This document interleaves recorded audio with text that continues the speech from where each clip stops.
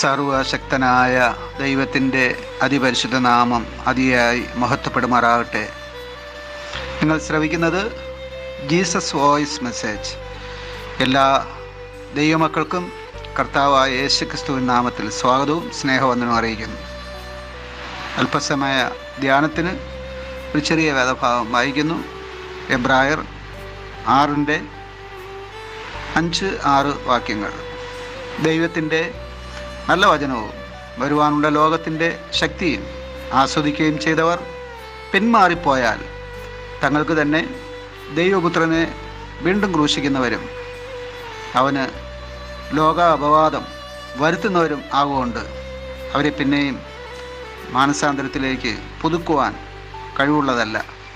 കർത്താവിൽ പ്രിയരെ, നാം വായിച്ചു കേട്ട എബ്രായർ 6:5-6 വാക്യങ്ങളിൽ ഒരു ക്രിസ്തു ശിഷ്യൻ്റെ അഥവാ ഒരു ക്രിസ്തു വിശ്വാസിയുടെ പിന്മാറ്റത്തിൻ്റെ അനന്തരഫലമാണ് പരിശുദ്ധാത്മാവ് എബ്രായ ലേഖകൻ വഴി ഒരു മുന്നറിയിപ്പായി നൽകുവാനിടയായത്.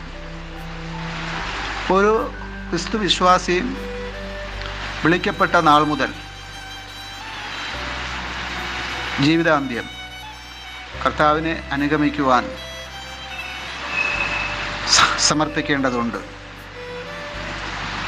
എന്നാൽ പിന്മാറിപ്പോയാലുള്ള അനന്തരഫലമായി ഇവിടെ പറയുന്നത് അവർ ദൈവപുത്രനെ വീണ്ടും ക്രൂശിക്കുന്നവർ എന്നാണ്.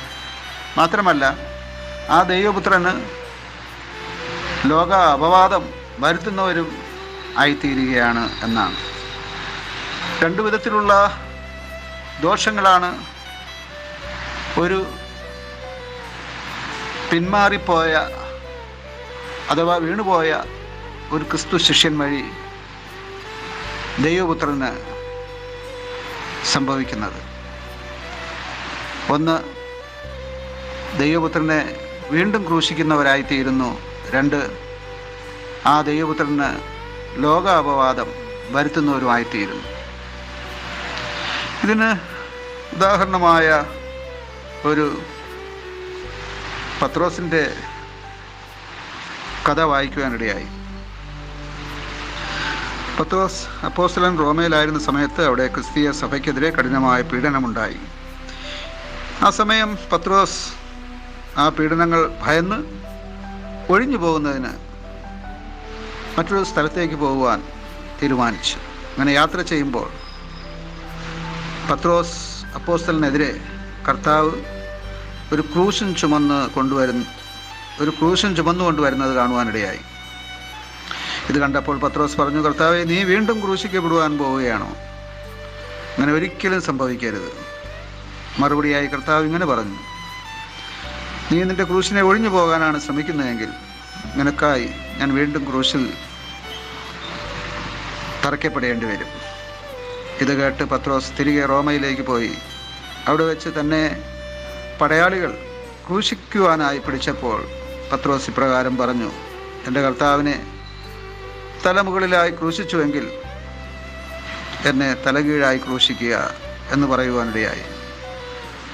അങ്ങനെ ആ പടയാളികൾ പത്രോസിനെ തലകീഴായി ക്രൂശിച്ചു എന്നാണ് ഐതിഹ്യം. പത്രോസിൻ്റെ പിന്മാറ്റത്തിൻ്റെ ഒരു ചിത്രമാണ് നാം ഈ കഥയിലൂടെ വായിക്കുവാനിടയായത്. പത്രോസ് പീഡനങ്ങൾ ഭയന്ന് സുരക്ഷിത സ്ഥാനത്തേക്ക് പോകുമ്പോൾ കർത്താവ് അവനെതിരെ ക്രൂശൻ ചുമന്നുകൊണ്ടുവരികയാണ്. ആ ചിത്രം നമ്മെ ഓർപ്പിക്കുന്നത്, നാം പിന്മാറിപ്പോയാൽ നാം കർത്താവിനെ വീണ്ടും ക്രൂശിക്കുന്നവരായിത്തീരുന്നു എന്നാണ്. മാത്രമല്ല, നാം വായിച്ചു കേട്ട വചനത്തിൽ ആ കർത്താവിന് നാം ലോകാപവാദം വരുത്തുന്നവരുമായിത്തീരുന്നു.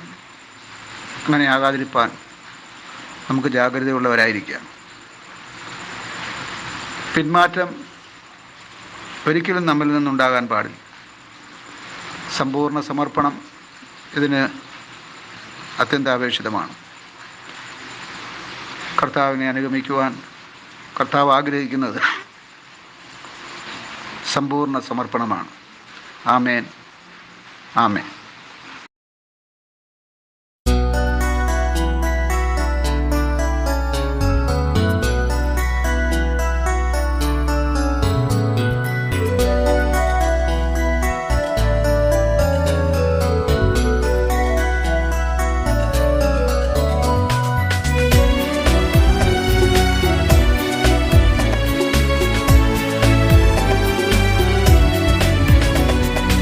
അളന്നു തൂക്കി തരുന്നവനല്ല എൻ ദൈവം, അളക്കാതെ വാരിച്ചൊരിഞ്ഞിടുവേ നല്ല അനുഗ്രഹങ്ങൾ.